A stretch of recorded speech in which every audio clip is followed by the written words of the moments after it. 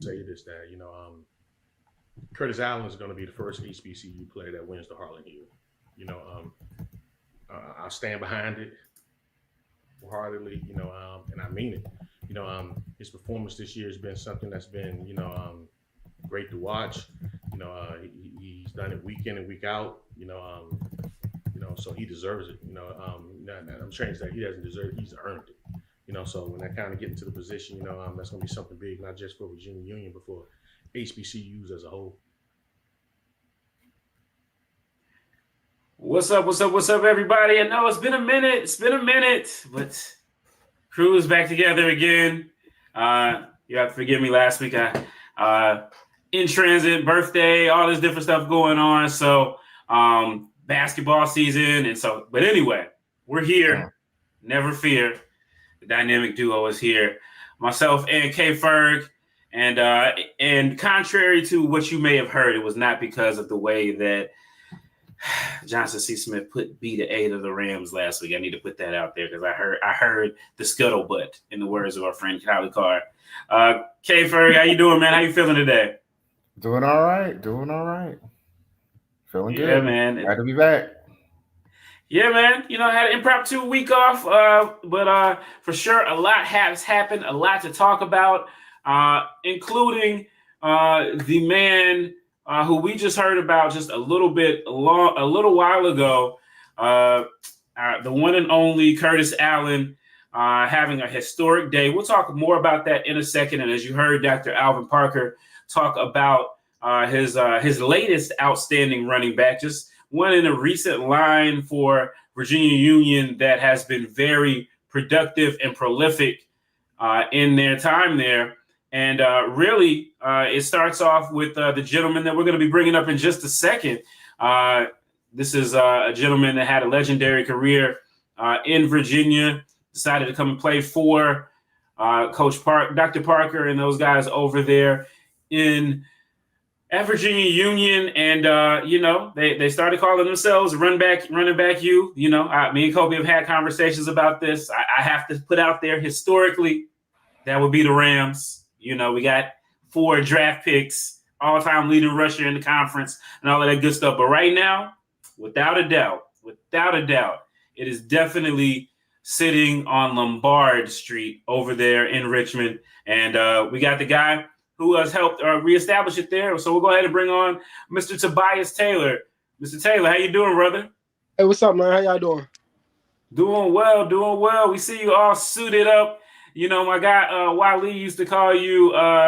We used to call you strictly business. So we see you. You still going with that, man. How's everything going for you, brother? Everything's going good, man. I appreciate you guys for inviting me on, man. Yeah, man. No doubt. Yeah, man. Like you said, we both got a chance to watch you during your career over at Virginia Union, and you set the bar really high over there. One of the best rushers in Division II football and all of college football. Just talk about your journey to Virginia Union and what attracted you to the program in general, kind of as Dr. Parker and his guys were getting started there. Virginia Union, I got on. We had a Coach Taylor. This was before Coach Alvin Parker was there. So Coach Taylor is one of our assistant coaches. He coached at Meadowbrook High School. So I played against him in high school as well from Hopewell. That was one of our biggest games. So he ended up contacting me. I ended up coming out there. So my first year I was ineligible. So I just studied the whole first year, got through my classes. Then next year we had Coach James. Yeah, we had Coach James. After that, we brought Coach Parker in. With Coach Parker, great guy. Resume speaks for itself. So I learned a lot off him, but it shows a lot with Coach Riley. We've been having the best running backs in the conference since I left. So it just shows you how good he is at recruiting and how good he is at developing. Also, those guys, we weren't no guys that transferred in from big time schools or anything like that. We really got that work in with Coach with Coach Riley. He really made us better running backs just throughout the drills, classroom knowledge, not just knowing your position, but knowing the lineman's position as well. That's something he's big at, knowing what everybody's doing. So, and it just shows that works. His process works. His process is great. So, Virginia Union was everything to me. That's my first family. I love Virginia Union and definitely RBU, definitely, hands down. Even before me, if you want to go back to Hakeem Holland, he was the man before me. It was plenty of people before me, but I know me coming in, like he was one of the people. Like I'm like, dang, he's a great running back. Like, yeah, I want to do even better. Like, so it's just everybody's falling off everybody's shoulder. I fell off Hakeem's shoulder. Jada seen what I did. He did it. Curtis seen what Jada did. Now he's doing it. So it goes to show how good Coach Riley is at recruiting and really transitioning people into real running backs. Kris, I'll let you go next. Well, so Tobias, you actually had the distinction of leaving Virginia Union, and you went to Notre Dame College, who also had a great running back as well, and Jaleel McLaughlin. Yeah. And I'm kind of curious, like for the audience, like what are the differences, if any, between your experience at VUU and at Notre Dame College? I would say the biggest difference from when I was at Virginia Union compared to Notre Dame College was Virginia Union, we had the better athletes, hands down. But you just don't win the games with the better athletes. It really comes down to that O-line and D-line. And when I say Notre Dame O-line was unbelievable across the board, that was the biggest difference. You had linemen getting downfield, getting to the second level. I'm not getting touched until I get to the free safety, and that's if he touches me. So the stats there speak for themselves. And that's really what it comes down to, the discipline of the O-line. Everybody wanted to block. They all loved their position. And like I said, they got to the second level easily. So I say that was the biggest thing. Athlete for athlete, Virginia Union will win for sure. But it was the O-line. I say that was the most difference from them two. Okay, and as you talk about it, after you transition on to Notre Dame, and then beyond there, you had a young man follow behind you in Jada Byers, and so we actually have Mr. Byers on. So we'll go ahead and bring Jada on as well. What's up, fellas? What's up, bro? What's going on, brother? You doing all right? I'm doing blessed, man. God woke me up today. I can't complain. I hear you, man. Good to see you, brother. We're just talking with Tobias here, just kind of about, his journey to the VUU. And by the time you got there, he was already there smoking and getting things going. What attracted you to VUU? And, being able, a lot of guys would be intimidated playing, behind a guy like him, but, not you. To be honest, what attracted me to Virginia Union for real, like, I committed to Sacred Heart first, and Virginia Union gave me a call, actually. Like, I didn't know anything about Virginia Union at all. It was like, I was at Sacred Heart, things didn't go right there for me, and when I got back home, I just started figuring out, like, what else I was about to do, and my old all-star coach, Quan Johnson, he was an alumni at Virginia Union University, and he played with Coach Parker, and he called Coach Parker, like, hey, I got this dog that's in jerseys for you. Like, he ready to ball, coach. Just give him a chance. I promise you he won't steer you wrong. And I was at the bowling alley one night. My dad called me first and was like, hey, yo, be looking out for a Virginia Union number, like a Richmond number. I'm like, all right, what's for? He was like, just be looking out for it. And Coach Parker called me. He was like, hey, this Coach Dr. Albert Parker, we want to give you a chance to come to Virginia Union and play football. And I just cried and said, I appreciate it. And then my freshman year, I didn't play with Tobias, actually. I played with Rocco, the running back that was behind Tobias. And Rocco was pretty good running back, too, as well. And, when being in that room with them guys was just learning a lot and soaking everything in as a freshman. And my freshman year, I just took off with the, rushing for 900 yards. And after that, that's when I started hearing about Tobias my sophomore year. When I rushed for the 1900, then he was like, oh, yo, you like Tobias, but he was just bigger. And then that's crazy. Soon, like, I think right after Coach Riley introduced me to him, me and Tobias came cool, and we've been talking ever since then. Yeah, no doubt. Just getting a chance to watch both of y'all. Yeah, man. That pandemic kind of breaks things up a little bit. And plus, I just turned 40 the other day. So Happy belated birthday. Appreciate it. But it seemed like you were kind of on the heels of him. But obviously, like you said, you had your own journey, and what he did, setting the bar high again for you guys, and then you just took it, man. And I just remember that 2022 season. You had it 300 plus yards against Valdosta, and everybody was like, what? And then get a chance to see what you were doing. And, you guys got to the playoffs that year, fell short right at 1,000 yards. 2,000 yards. But, you came back, and 2 years later, you were able to get that 2,000 yard mark and get it to the playoffs. What was that like for you there? And then also to see this young guy that they brought in behind you as your backup, who's come behind you. Oh, what it was like, to be honest, I ain't gonna lie. People may think we gassing about it or we just overhyping Union, bro. Union really is a big family there. Like, from every coach and staff in basketball, football, you got our volleyball coaches, like you got everybody that just get along there, and it's just like it's one big family. And when they brought in Kurt, people don't know a little backstory with Kurt, but I got to get very, very well with Kurt. And, I just took Kurt under my wing, and I just told him, like, bro, we can learn from each other. You get what I'm saying? And he listened to me, and we listened to each other. And to be honest, like, I don't take no credit from him. Like, he came in ready to ball, be honest. Like, he already knew, like, hey, we here not to count our reps. He's just going to make our reps count. And it was games like my junior where I got hurt, and 3 games straight, he rushed for 165. Like, I already knew he was special. Like, I already knew this was about to happen. I talked to Kurt almost every other day, if not every day, or when I can during the weekends before the games or after the games. But I knew he was already going to be special, man. It's RBU, man. Coach Ryland probably the best running back coach out there. I don't care what nobody say. He really probably the best running back coach out there. Yes, facts. And to top that off, what Jada said, a lot of people don't know, I coached Curtis when he was probably 15 years old. He played AAU basketball, and I coached him. Like, he was on my team. So I knew Curtis for a while. He hung around my little brother.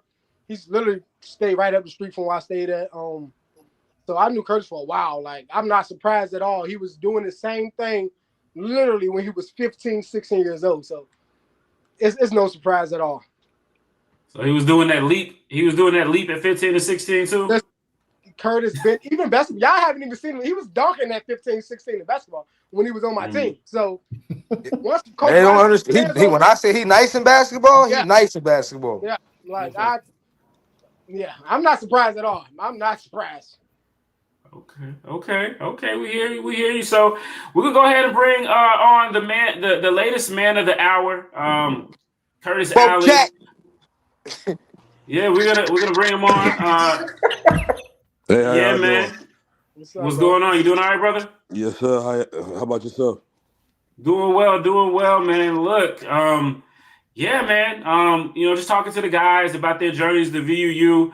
Definitely want to give you that same question, and then also to book in that with what made you stay? Because I know, we'll get to that, but just kind of go into what made you stay, because I'm sure, nobody, again, your talent has not been a secret, even playing behind, with a guy like Jada. So just talk to me about that. What made me stay was, well, for one, it's like a family there anyway. So like, even the fact that I wasn't playing behind Jada, I was okay with not playing behind Jada, because like when I did get in, I made my reps count, and like he was always teaching me something that he was learning, and him and Coach Ryland always was just helping me out regardless of my situation, whether I played or I didn't play. So it was, it was still family and love there. That's why I didn't leave. Okay. Yeah, and obviously, again, all of you guys are record-breaking running backs in your own right, and now, you're next up, Curtis, and you guys, man, I didn't know it was good. I'm not gonna say I didn't think you could do any better than what I saw against Winston-Salem State, but then you come out with a game like against Bluefield State the other day. I mean, it's just like. What has it been like for you, again, like, I guess validation maybe for you waiting your time and not and sticking with the program? It's honestly been it's been feeling good though, because like I honestly I get to showcase my talent finally, you know what I'm saying? like y'all said, I did sit behind Jada for 3 years. I've been here for 4 years now, so you know what I'm saying. Finally, I get to showcase my talent and show everybody what I've been able to do while he's been there. Kris, I'm gonna let you go next. I just want to know, you know, between Jada and Curtis, both of you, like your most memorable game. Like, are the record-setting games your most memorable game at VUU, or what was your most memorable? Like out of any year? Yeah. Yeah, I ain't gonna lie. For me, my most memorable game was Jada Vardos's game. Honestly, like, because that was my freshman year. Like, I was a freshman. I was new on the team. I didn't really know too much about him, but like, I knew that he was a dog because I knew everybody was talking about him already when I got to school. So like, I was just trying to see what he was really about. And then like that game, he went off for 300. I'm like, oh yeah, he the truth. You know what's so crazy though that he say that? That would be my most memorable game for him though, because you got to think about it. Like, one thing about Coach Riley, he treated every running back as like the number one running back at practice. Like, we all got the equal amount of reps, and it was just an ego of mine, like the type of competitor I am. I lied to you not. Kurt, first 2 carries that Valdosta game, he scored. He had 2 carries for 75 yards. And I'm looking like, yo, like, coach just feeding. Like, every time he touched the ball, he scored. Then it was like, I fumbled right after he scored. So I'm like, oh, man. But you just got Coach Parker that he believed in a guy like that's going to be hot and that is hot. Just keep letting him ride. And he just gave me the chance to keep going. Like, hey, look, Jada, we're going to put this ball in your hands. We want to see what you're going to do. I was like, all right, coach. Like, you got to understand this. My exact words of Coach Parker. Like, Curtis 2 for 2 right now, coach. I hope you know that. And God bless me to come out there with that performance. Yeah, I just would like to say, you know, for sure. I think. Okay, we're talking. Okay, let's stay focused, guys. Let's stay focused. All right, so we're nah, man. But I think for sure when I hear that, it's like I think about obviously Coach Ryland is you know, obviously you guys sing his praises, but just talk about Coach Dr. Parker as well. I mean, he's a former running back. He ain't run like y'all was running.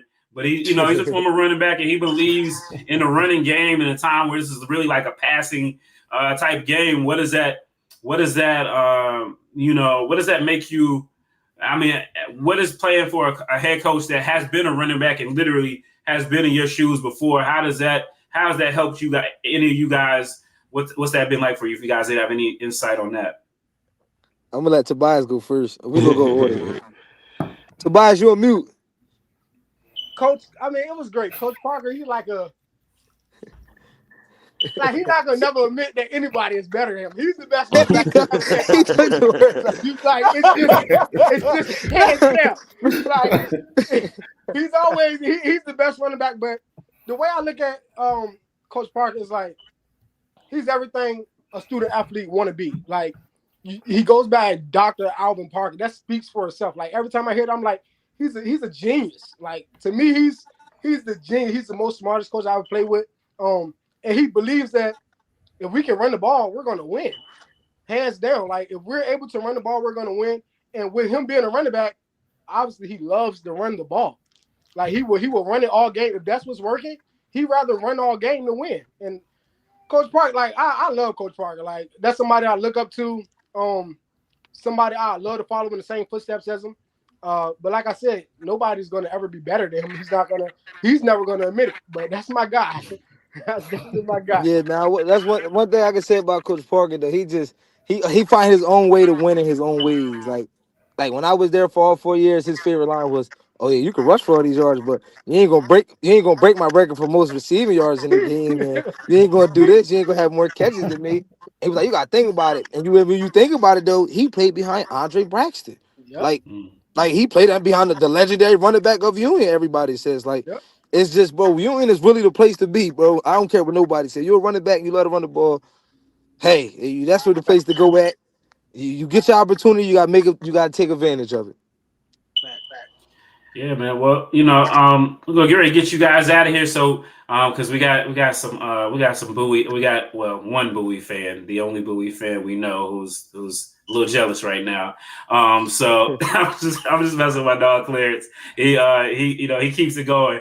So, but definitely, I know Curtis, you got the game prepared for, it's school and all of that good stuff. But just Any last words on again, what this brotherhood of you guys that you have, what it means to each other, and just kind of cheering, just kind of building all of you guys being able to build your own legacies, because now we're at a point in time where, again, if you have, it seems to me like every time anybody gets like 2 touchdowns in a season or 3 first downs in a season, they want to jump in the portal and go to another school. And it's not just that they can't play, but you never know how that's going to work out. You guys were all able and are still writing your legacies at VUU. What does that mean to you guys? I know you guys are still young, but just, being able to, that, in 10, 15 years, you can go back and, they're going to be talking about you guys. I'm saying for me, it's a blessing. It's just a blessing from the man above. Like I tell everybody, like I've been telling everybody, God wrote my story and I'm just living the actions. And only words I got for Kurt, hey, Bo Jack, go get them 2,000 regular season, boys. Like, Facts. And then I want to give a credit to Coach Riley. That's all I got to really say. Every running back he has, he makes sure we all got that brotherhood. Even if we didn't play together, no matter how far long you've been gone, he keeps that brotherhood. And I seen somebody ask, they wanted to know about would they make your reps count. He look at everybody as number one. So at any moment, anybody can get in the game. Don't worry about, what you could do. Show it in that rep. It might be 1 rep, but make that your best rep. Like, so every time you get in there, everybody's mindset is, I got to make this count. So it makes you play harder. It makes you want to score, want to get a first down. So when everybody got that same mindset of make your rep count, you just gonna have some great running backs all through. All right. And Mr. Allen, you got the last word. Like I said, you're still writing there at VUU, but just what does it mean again to have these guys behind you in your corner, your coaches, and as you guys continue to push for that elusive three-peat and to go into and make another national run. It's been honestly a blessing, just to have both of those guys in my corner, because obviously they're both great running backs that came in before me. And I took a lot in for both of them, what I'm saying? Like Tobias said, he used to coach me, what I'm saying? So even when he was coaching me, I used to watch him play. So it's been a long time since I've been looking at Tobias and Jada. We played together. So, it's been a blessing just to, be able to learn from both of them guys. And Coach Ryland as well, he great running back coach, what I'm saying? It's still hard work into it. It's like they said, he always say, don't count your reps, make your reps count. So, what I'm saying? That's what I did, That's why I'm still here. That's why I'm still writing my legacy. I ain't count my reps. I made my reps count when I played. No doubt. Well, look, man, I appreciate you guys for coming on. Thanks so much. This could have went on for a lot longer, but we gotta respect y'all's time and make sure we get into this other stuff. But appreciate y'all, and good luck the rest of the way. I'm sure we'll be seeing Mr. Allen for sure, as well as maybe you guys as well. So take care, and yeah, man, thanks for this. Has been very enlightening. All right, Thank you. I appreciate it. K-Ferg, appreciate it, guys. Baby. All right, boys. All right. So that was 3 of the members of Virginia Union, the new RBU.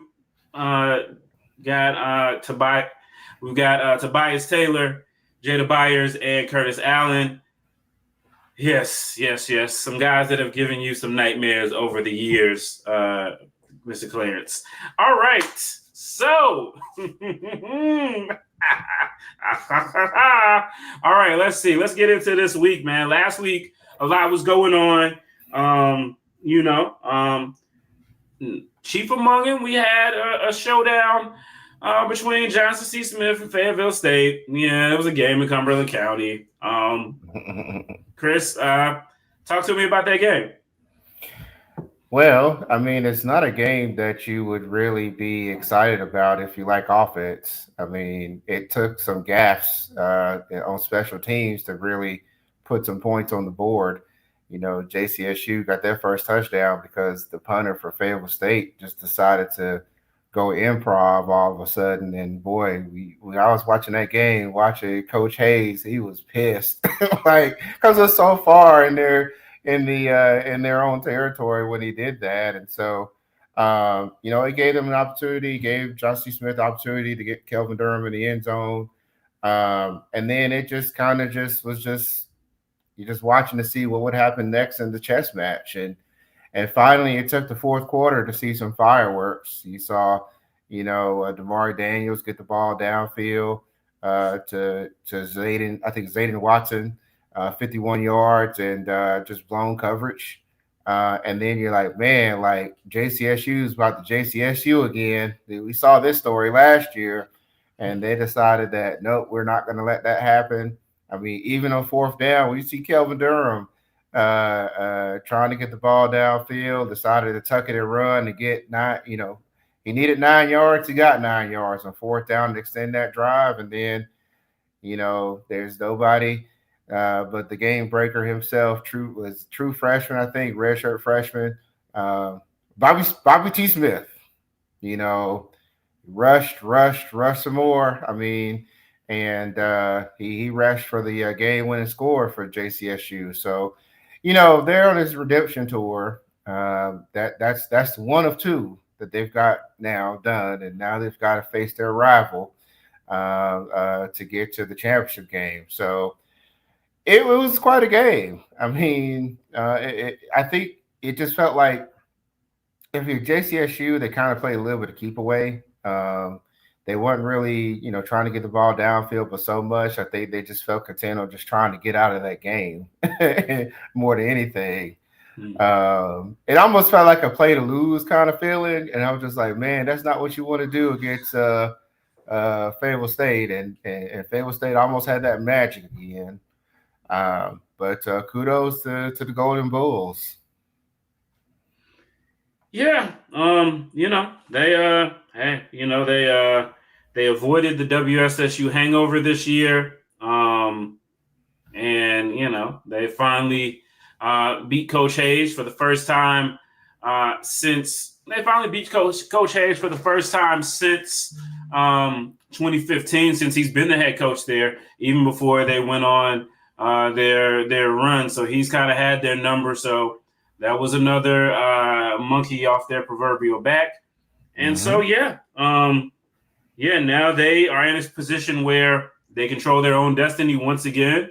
They got to beat Livingstone, which, we'll talk about that in a little bit later.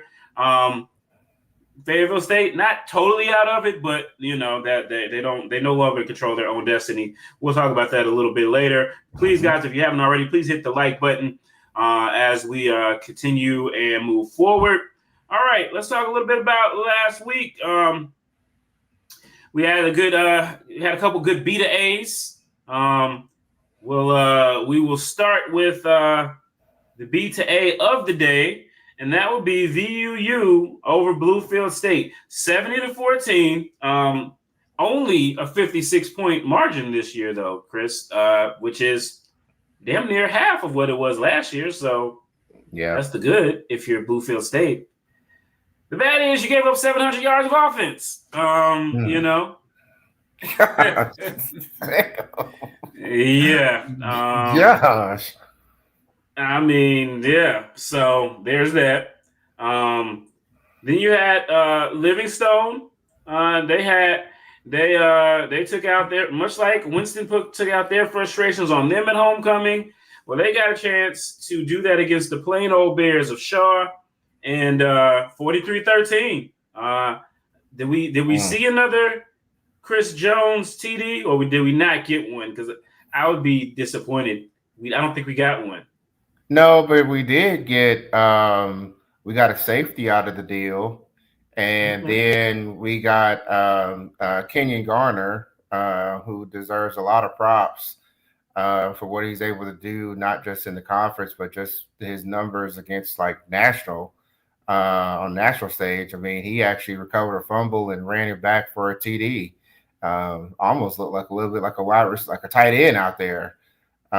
So he scored 8 points on his own, and then Kobe Pringle, he had a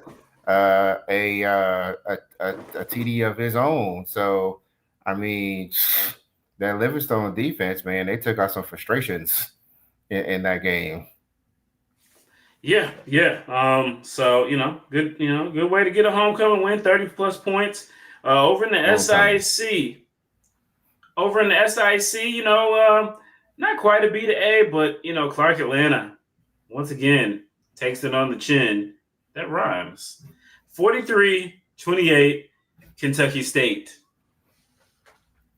All right. So, yeah, the slow-moving rat poison, FCS next year, he'll probably be in the FBS. I'm just going to put that out there.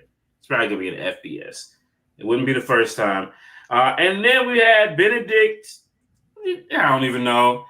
I don't know if 32 points counts as a B to A over VUL, but I guess it's something. I mean, they had to do something on offense for the way that they did against Albany. So yeah.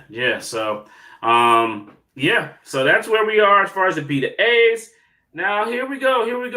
We have some almost doesn't counts. I missed my cue, so I'm not going to go for it there. But Albany State almost took a loss to Savannah State. Was this even close, Chris? I mean, it's a 3-point game, but those getting to be deceptive. I didn't get a chance to catch it. Yeah, I mean, it was a lot closer. I mean, it was pretty close from what I remember throughout much of the game. I think there's probably a little bit of hangover there. And, Savannah State, they have a decent defense. That's the kind of game that, that they try to win as those lower scoring games. So, yeah. Hangover. Yeah. We got Fort Valley State 24-14 over Miles. So, it's not quite that, but I'll tell you what was. Look at you. Look at WSSU being everybody's favorite school. Listen, we had the Rams didn't even play last week, and here y'all want to keep bringing them up. We know y'all love us. There would be nothing to talk about in the CIAA, besides Virginia Union if it wasn't for us. Relax. All right. Good, bad, or ugly. We're the only one you'll be talking about. It doesn't matter. All right. Almost doesn't count though. We go to our good friend Clarence. Clarence. So glad you've been in the chat. You've been clipping us all year. They think they're gonna beat us. And we've been right pretty much every time except for you guys beat Bluefield State. But last week, although I was not on the show, I did watch Clarence's show, and I did tell Clarence, I said, Clarence, they might beat y'all. They might beat y'all. And Clarence just, oh no, they'll never beat us. 0% chance. 0% chance. They got a 0% chance. Man, if they beat us, I'll go down to Elizabeth City and dance with the Viking. I mean, he was just so sure for a two-win team. He was that confident. And it's not like, again, I see Dr. Mark Williams Jr. on here of Livingstone, it's not like a situation like where nobody can remember the last time they beat them. Like WSSU has some streaks that they don't have anymore. But if those streaks get in, damn well we remember when ECSU was running the conference, and even under Damon Wilson, Chris. Mm-hmm. Bowie State was not better than ECSU. This is recent. This is fairly recent history. It did. So as we've been telling Clarence all year long, sir, there comes a point where that star falls. And you're there, Clarence. You've been there. You just won't accept it. You are so good at telling the truth about everybody else's program. You can see everything that's wrong. And you know what? A lot of the times you're right. But them Bowie State blinders you got on, brother. Woo. I mean, woo. I mean, it's not even I hope. Like, it's oh no, we're not going to lose. We're riding high. Clarence. You never keep score, my brother. I just want to say, we have been kind of saying this for much of the year. Like Elizabeth City, that's the date that I feel like we had circled. Elizabeth City, Elizabeth City. I'm not gonna lie, I took the bait. I said, you know what, we talk about this. Maybe Clarence is on to something here, right? And I watched the game, and I'm like, man, like, okay, like I don't feel so bad now because man, like Bowie is just coming out storming. And then it's like you just started to watch. Like even the announcers were like, "Oh, they're going to make this interesting." And Elizabeth City scores in the third quarter, and it's like 27-13 now, 27-14, and man, it's just like they made it 27-21. I'm like, oh man, but after like when Bowie got the ball back and they were pinned up against the goal line. I mean, ECSU almost got a safety, and then they punted the ball away, and I'm like, this is about to happen. Like, you just felt it. I just felt it. Like, this is gonna happen now. And then when Navy and Hilliard launched that ball down into that corner of that end zone, I'm like, man, like the announcer was just dejected.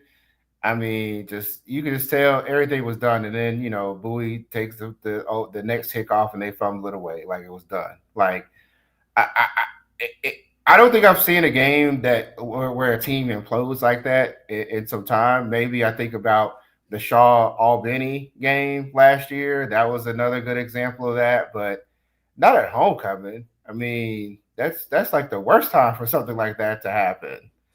And major kudos to ECSU because Coach Jones and company, they've been looking for a game that they could close out.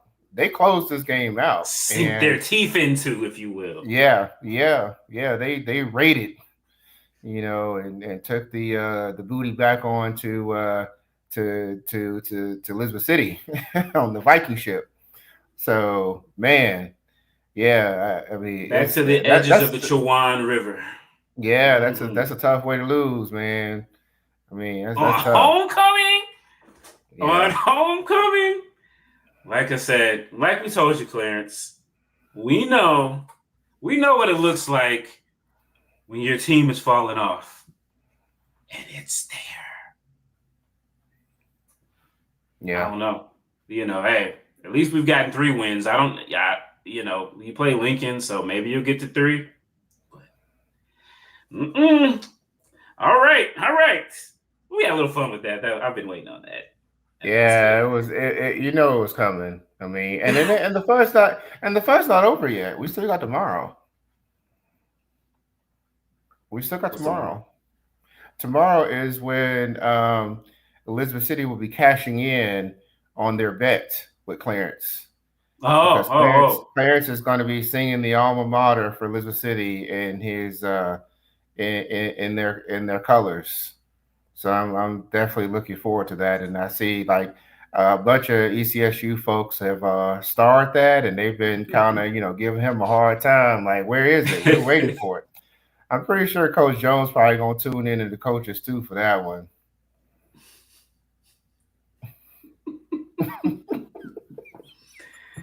In the voice of Dr. Rodney, all the Rams will recognize that RIP.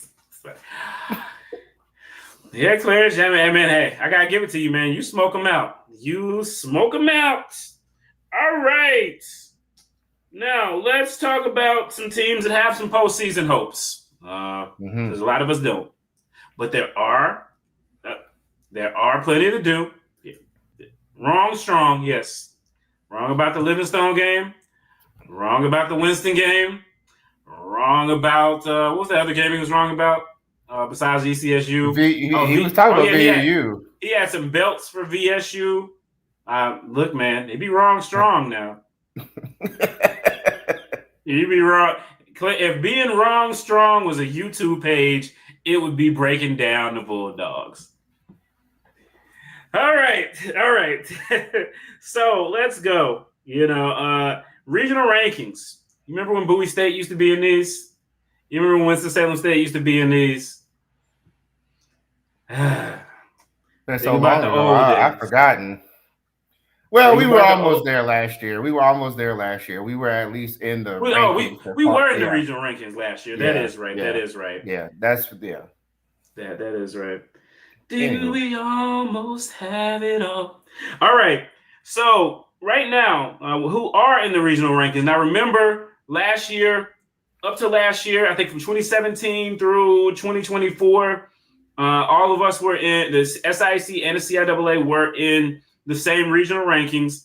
We were all in Super Region 2, but there's been realignment, and so now the CIAA is back in Super Region 1, same region where Winston made his national championship run. So they're back in Super Region 1. Of course, Super Region 2 is still the SIAC, and they also made a critical change of automatic bids for the champions of each league. So with that being said, we have a total of 6 teams. 6 of the 20 teams in the 2 regions are HBCUs. So in Super Region 1, we have Albany State. We have Benedict, who's right behind them at 3. And then we've got Kentucky State, who is at number 6. And then over in the CIAA, we got VUU, number 2. We got Johnson C. Smith right behind them at number 3. And then we also have Fayetteville State University. So between that, let's see. Is this what you expected? You're in rooms where they talk about this stuff. And, really, as we see this and we head into the last week of the regular season for the CIAA and the SIAC, is there a shocker for any of these teams about how high they rank, Kris? Well, I think the one that really stands out and needs some explanation is Fayetteville State at 9, because the top 8 gets into the tournament. And, Fayetteville State had the benefit of playing a really tough out-of-conference schedule when you look at Benedict and USC Pembroke. And both of those teams are mentioned in the Super Region 2 top 10. So that was a real benefit to them, and then, now playing JCSU, playing Virginia State, which is now an above 500 team. That's the one to me that I think, maybe people didn't realize, but, they benefited from a tough out-of-conference schedule. Are they a long shot? I don't know.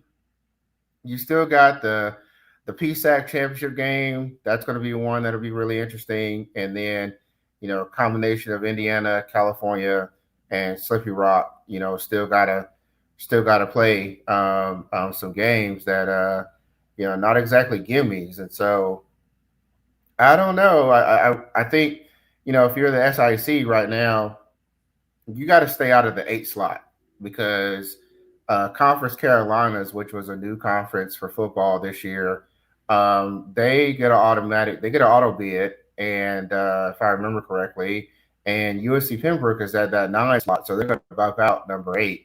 So you got to stay out of that 8 slot if you're Kentucky State. And if I remember correctly too, doesn't the SIAC have the Week 11? They do. They do.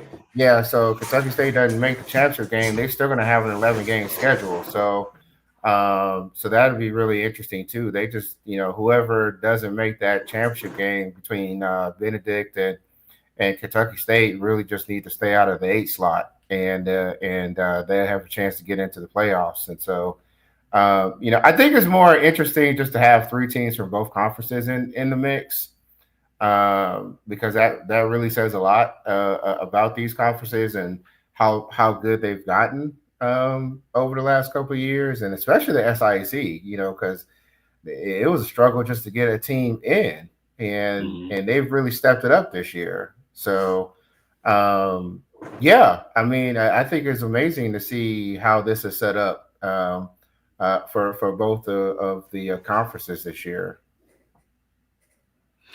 Yeah, man. We'll definitely hope for the best for everybody. Yeah. Oh, Steven, one other thing. Mm-hmm. There is a game to watch. If you're in Super Region 1, there is a game to watch that, could potentially be a problem for Fayetteville State, and that's Assumption and Bentley. Because Assumption is number 4 right now, but Bentley, if they win, if I remember correctly, Bentley would get the auto bid if they win this Saturday, and that's going to take up a slot. Because Assumption, it should have a strong enough schedule, strong enough record to still get into the playoffs. And so, if you're a Fayetteville State fan, you definitely want to see Assumption win to keep your postseason hopes alive. Mm-hmm. Well, I'll ask this: they're not ranked, but when you look at Virginia State, hey, last year they ended up winning this game against Virginia Union. It was in Petersburg. I'm sorry, Ettrick. It was in Ettrick. But this year it's in Richmond. Any chance if they win this game, they're not going to go into the championship game because they lost to both Fayetteville State and Johnson C. Smith, and both of those counted. So they're not going there, but 8-2 record, a win against VUU. Fayetteville State falters, maybe Fayetteville State wins. Is there any scenario where they get in? If you look at it, one of their 3 losses against the FCS team, which isn't great for them, but they could finish the season 7-2 in D2 play, and we know that only D2 counts. Any chance for the Trojans? Probably not. They lost that game to Fayetteville State, so Fayetteville State will have the tiebreaker. And then, out of conference isn't exactly stellar because Barton is not good. So that hurts. So stranger things have happened, but with the Mountain East and I think it's Charleston that's right there at the 10 line. They're at the 10 line that, if Fayetteville State does falter, then, Charleston is going to have a chance to get in. And I just don't think that VSU is going to have the strength to leapfrog. I don't see it, but, stranger things have happened. Because the PSAC, the PSAC is just one that, any of those teams lose and they already got 2 losses, and they're not, like I said, like I think Indiana's playing Clarion. Clarion is a really good team this year. Edinburgh has snuck up and gotten some teams this year. They're playing Slippery Rock, and even Gannon, who they beat Slippery Rock's playing Cal. None of those games are gimmies, and they play a divisional format too. So it's kind of like what we've seen with some of these games where these coaches know each other. That's the same thing over the PSAC. So it could be real calamitous if the PSAC continues to eat on itself and it could knock some teams out, and then things get really interesting. So who knows? You want chaos. You want the PSAC to lose. Yeah. Unfortunately for Virginia State, they're going to end up probably being the 4th best team in the CIAA, and that's probably not going to get you in the playoffs, but a winning season. So there's that. A lot to look over. Again. And before we get off of the playoffs thing, what's the feeling around? A lot of people weren't in favor of giving the auto bids, but the CIAA and the SIAC, as well as others, fought for it. Your thoughts on having the auto bids and how much does that help or hurt HBCUs? Well, in the past you had the earned access, and from the standpoint of the 2 HBCU conferences, their games have gotten better over the years where earned access wasn't needed as much. But it's a nice fail safe, I would say. When you have those leaner years that you still get somebody in the conference, that's kind of nice. I think the question also, like for the CIAA, is going to be, well, do they add a team that makes the divisions again, and then you kind of end up in a situation like 14, 15 with the SIAC, or or the CIAA when both of them had teams with like, barely 500 or slightly under 500 records winning the championship and getting the auto bid. I mean, you don't want that, but it benefits the Northeast 10 more than it does the CIAA SIAC, because I would say that's been a conference that has really struggled with a lot of defections and a lot of strength that's left that conference, and they have some really, really, really, like their years have been leaner than ours. So I think it benefits them more than us. Okay.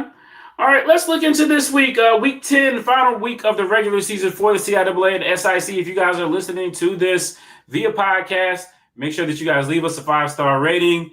If you are watching via, and a review too, if you'd like. And if you are watching on a YouTube or Facebook, please go ahead and hit that like button. Let us know that you appreciate the content. And let's talk about this week. So we will. I think our guys over at the SIAC sit down have done a great job with those SIAC games. So let's get straight over to the CIAA. We will go with. We'll go with Virginia State and Virginia Union. This is a game that 2 years ago decided who would go to the CIAA Championship, and last year helped decide as well, when you had Virginia State benefiting from the blunder of Johnson C. Smith, who couldn't get out of their own way last year, and Union was off after scoring 91 points and let him back in the championship game. So this year, Union, again, you're looking at their regional ranking, potentially maybe a number one bid on the line for them if they can win. We'll talk about that in just a second. But right now, Kobe, if you will go to the clip where we have Dr. Parker talking about these TV games, as it is a TV game on the Griot. So anytime you can get that type of stage that you can feature your student athletes on, it's something that's pretty daggone big, so getting all guys the chance to do something like this is probably the third time we've been on national TV this year, so that's always something good for you guys, something good for your program. So you want to make sure you kind of keep that going, and we've done this before when they came here in town, Virginia State visitors. So last time it was a TV game. So we sold heavy out, record crowd, so hopefully the same thing happens on Saturday. Yeah, Chris, thoughts on this game? Do you think that after last year, VUU will be looking to make a statement? Or do you think, hey, maybe foot's off the gas? I don't know. And VSU is able to come in Hovey and get a dub. Well, I mean, it's rivalry week, and we know anything can happen this week. I mean, this is a love fest, man. They love each other. But anyway, go ahead. I mean, they make videos together and stuff. It's so cute. I mean, VSU certainly has the horsepower on offense. I mean, RJ Matthews is he showed he was back after a little injury against Lincoln. Nice tune-up game for them. But I'm wondering, can they run the ball consistently against a VUU? The one thing that we know about VSU, it's gotten a little better over the last couple of weeks, but their pass defense. And we've seen that Rosales, the quarterback for VUU, they've kind of let him started to pass the ball a little bit more, hitting those deep shots down the field, and that's where I'm a little concerned about when it comes to VSU. So, I think it's been some games where it seems like Curtis Allen's a little quiet to start. I'm also concerned that VSU is not a second half team. So we'll see pretty early what Union's able to do. I got Union in this game, but VSU I think will certainly make it interesting. Wow. No, okay, so no upset alert. All right, let's go over to Let's go down to North Carolina. Let's go down, what was it, 40 over to 85 and go to Beatty's Ford Road. This is the oldest game in HBCU football. Biddle versus Livingstone. These two do not like each other. They literally do not. They really don't like each other. Arguable whether either one likes WSSU less, but they really don't like each other. They've been bickering since been bickering. Somebody says they won the first game. Somebody says they won the first game and they cheated. Whatever. Somebody's horse ran on the field, all of that good stuff. Anyway, last year, Johnson C. Smith came in and people were like, man, ain't no way they're going to lose the game after they just got smacked by Shaw. Ain't no way. They had to go up that I-85 and, they got some of those bricks. The couple bricks got left in that blue turf. But this year, the game will be played on Beatty's Ford Road, Chris. We have Livingstone. They are currently over 500. They are 5-4. We put out a graphic earlier. Yes, guys, we were, sometimes mistakes happen. So 5-4, and they've got a chance to finish 6-4 for the second season in a row. And, again, we've been, hey, a lot of us have been waiting for Smith to Smith. They haven't Smithed yet. And they're at home. Chris, is there any way possible? Is there any way possible? Maybe I'm hoping for this. Is there any way possible that we'll get one of these? Well, I mean, I think that the chances are not low in this game. JCSU sometimes they can go a bit on a snooze fest, and we've seen that when their teams are a little bit more evenly matched, they're not outscoring folks as much, and so I think it'll be kind of interesting to see how they play this one. Livingstone defense is still it's a good unit. I mean, it's a good unit. And so if it's a closer game in like the teens, like what we saw last week with JCSU, then man, like you definitely are giving Livingstone an in on that. So I mean, JCSU is the favorite team here. I mean, they keep preaching that they didn't forget what happened last year, but man, like I hope they got extra security at this game. We know that this game is just, when you say they don't like each other, like that's being very generous. Like, I mean, and that's what rivalries are truly made of. I think they will finish out the regular season with a win. I do, but man, like I would not count Livingstone out in this game. And if the ball bounces the wrong way, don't be surprised. Yeah, Chris, I'm not gonna lie to you, man. Like I said, we've been waiting for Smith to Smith all year.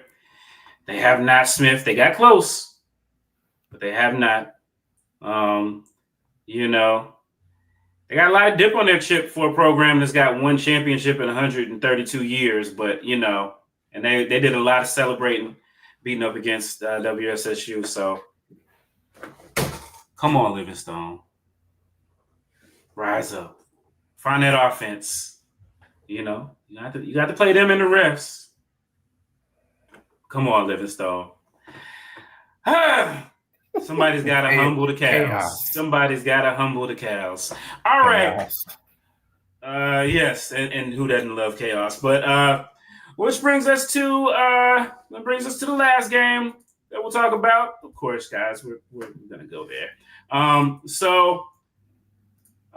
Winston-Salem State and Fayetteville State will be meeting. Fayetteville State swears they're a rival. It's a copycat league, so it is what it is. But this year, WSSU comes into the game 4-5, and Fayetteville State comes into the game 5-4.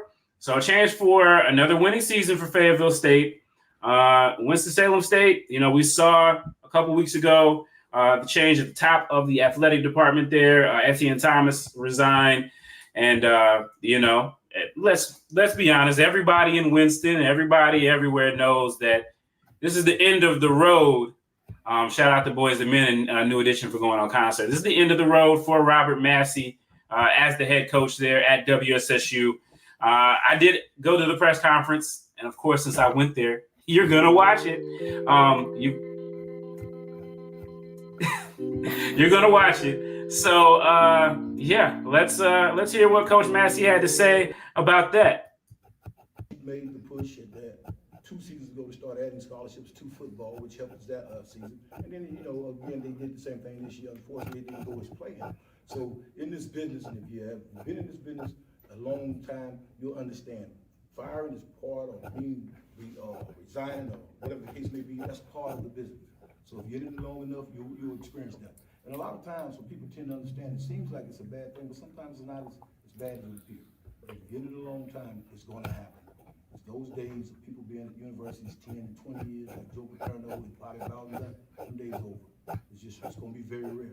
You look, they're paying guys right now $250 million to stop coaching, and they're some of the best coaches supposedly in the world. So again, it can happen, and I understand it.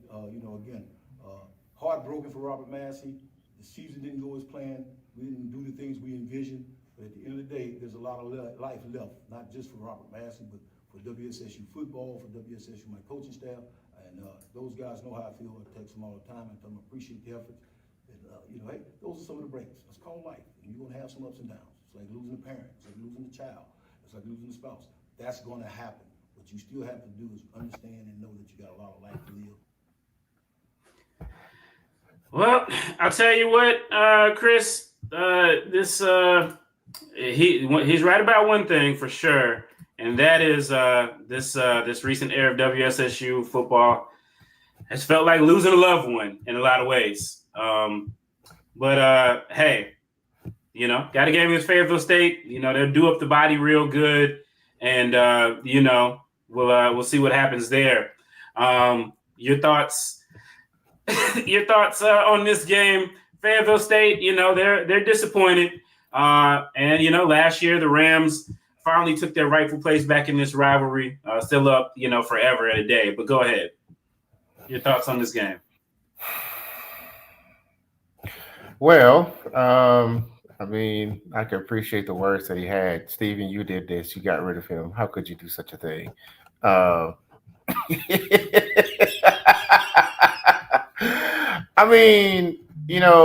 If there's a word that could really describe Winston-Salem State's season, is inconsistency.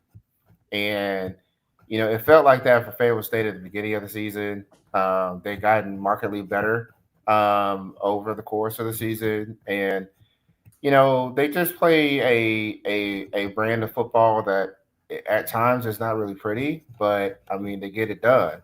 Dalen Lee doesn't get sacked very often, right? But Fayetteville State is the conference leader in sacks, or one or two. And so I know that they're going to get pressure on on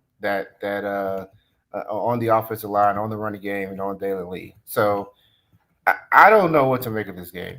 To me, it feels like, Winston is a very efficient offensive team when they're clicking. But man, I don't have enough faith in this at this point. That to me, I think Fayetteville State, especially on the road, I think this is Fayettille State. They have something to play for, and I think that Richard Hayes is going to get it done.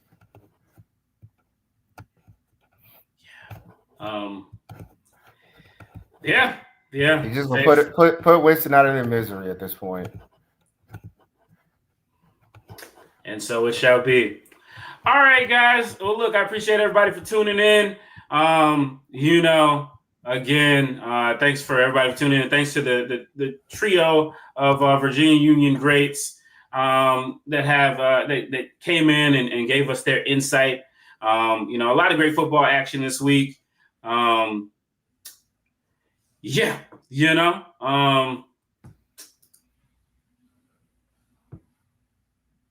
With the same belt you bought for VSU that never got used. Go Lincoln. Yeah, we can't have a winless team in the CIAA. Go ahead, Lincoln. Lincoln over Bowie. Bonus content for you. Sir, we have won 6 championships since then. So relax yourself. You haven't got 6 in the last 50 years. All right. You're close, though. All right. Well, look, guys, appreciate everybody for tuning in. Hope you guys have enjoyed it for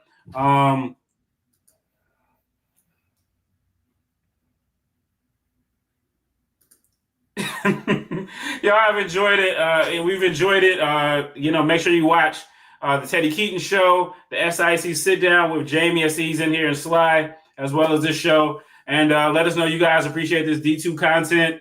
And we'll be back next week as we'll preview championship week in the SIAC and CIAA. Yeah, if I had a losing record against this era of WSSU football, I wouldn't say too much. I mean, if you got a winning record against them, count your blessings, because this is as bad as it's been and as bad as it's going to get. So whoop-de-doo. Whoa, we beat WSSU. Whoop-de-doo. Do it now, because it ain't always going to be like this. And just keep it going. All right. Catch you guys later. Peace.